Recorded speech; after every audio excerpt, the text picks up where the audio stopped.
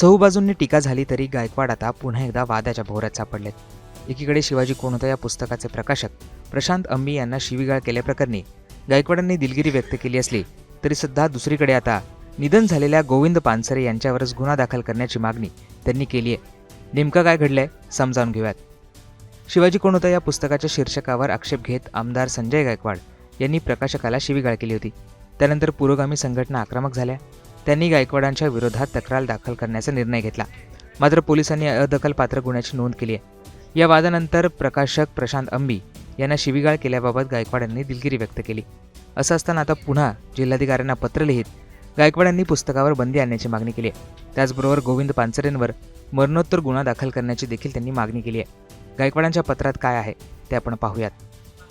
पुस्तकाला शिवाजी कोण होता असे नाव देऊन छत्रपती शिवाजी महाराजांचा एकेरी उल्लेख करून महाराजांचा अपमान केल्याचा आरोप गायकवाडांनी केलाय. पुस्तकाचे लेखक दिवंगत गोविंद पानसरे यांच्यावर मरणोत्तर फौजदारी गुन्हा दाखल करावा, तसेच वितरक प्रशांत अंबी यांना अटक करावी. ज्यांनी हे पुस्तक टाईप केले त्या DTP ऑपरेटरला अटक करावी आणि ज्या संगणकावर हे झाले तेथील मालमत्ता आणि DTP सॉफ्टवेअरही जप्त करण्याची मागणी निवेदनात करण्यात आली आहे. या पुस्तकाच्या लेखक आणि प्रकाशकाला चीन किंवा पाकिस्तानसारख्या देशांमधनं फंडिंग झाले आहे का, तसेच पुस्तक छापण्यासाठी कोणत्या जिहादीने मदत केली याची सखोल CID चौकशी व्हावी. या पुस्तकाला प्रेस काउन्सिल ऑफ इंडिया आणि RNIची मंजुरी आहे का याची तपासणी करावी आणि नसल्यास मुद्रकाचे प्रेस मशीन जप्त करून त्यांची संपत्ती राष्ट्रीय संपत्ती घोषित करावी.